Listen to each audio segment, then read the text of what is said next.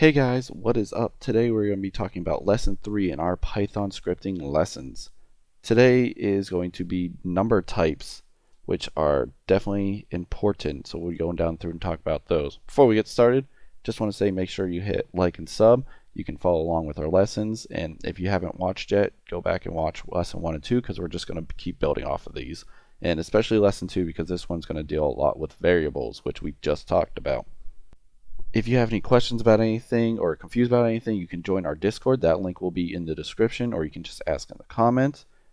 But if you join our Discord, we will always be there for questions, easier accessible. So let's get started into Python number types.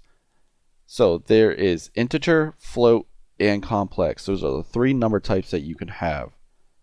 So pretty much different variables have different types which you can assign to them by using the int, float, or complex type. So an integer, as I said in the last video, is just a whole number, positive or negative, without decimals, and it can be pretty much any length. A float is a number, positive or negative, containing 1 or more decimals. And then lastly, a complex is just pretty much like an imaginary number. If you don't know what an imaginary number is, it's some sort of, it's complex math pretty much with negative square roots. So if you don't know what that means, it's probably not really important, but that's what an imaginary is. It's just a complex number. So let me show you some examples of what I mean with these. Let's set x equal to 1. This is an integer value. It's just a number, positive or negative number, whole number, no decimals, no complex. Set y equal to 1.5.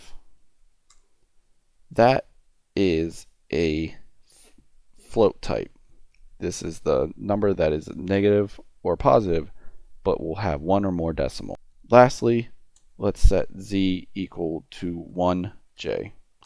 This is now a complex type, so it's pretty much the square root of -1 is what 1j would be. Now, if we go back and do our print type like we learned last time, so if we do print and then type x, it'll show us that it's an integer class. Now, let's do print type y.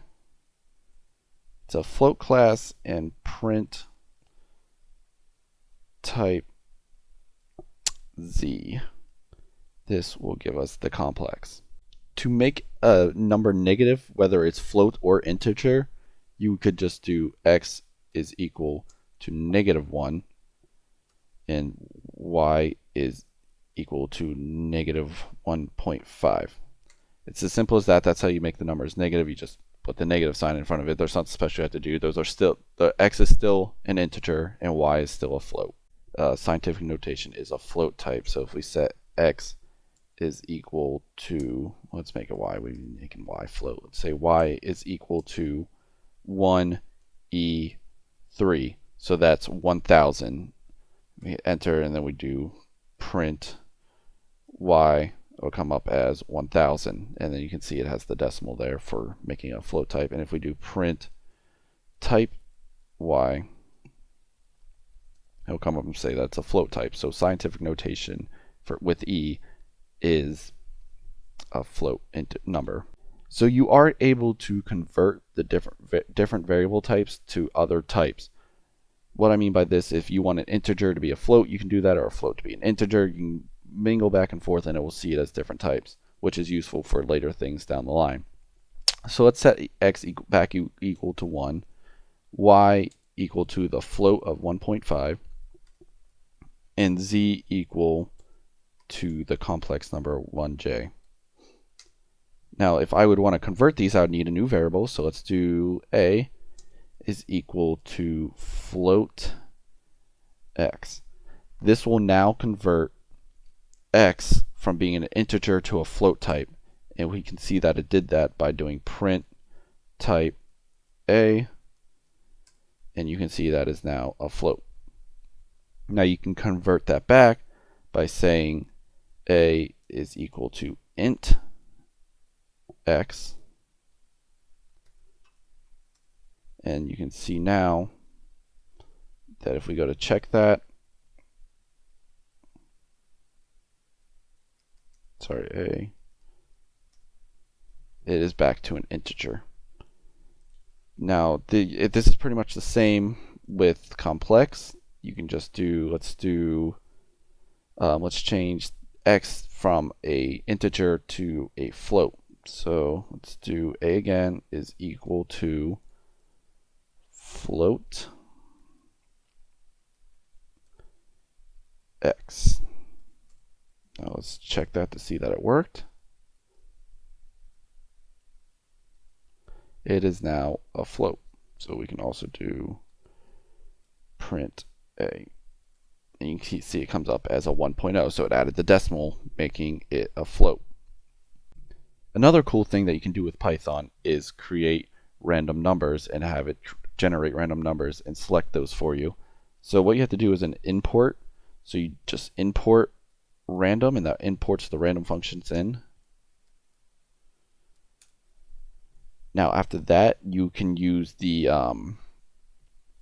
following function here below. So let's say we want to print out a random number between 1 and 10.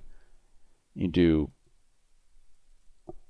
print, as we always do, random dot, and then this is where you're going to select the range. So rand range, so for random range, rand range, and then you're going to do the range that you want to do. So between 1 and 10. Close the parentheses. You see it select 1. So let's do that again. Let's do print random dot rand range 1 and 10 2. So this way it just tells it to pick a number between 1 and 10, and then the print function just does it so that we can see it. The random actually comes in handy later down the line when you want to do some more complex things. Like I personally drafted up a script that assigns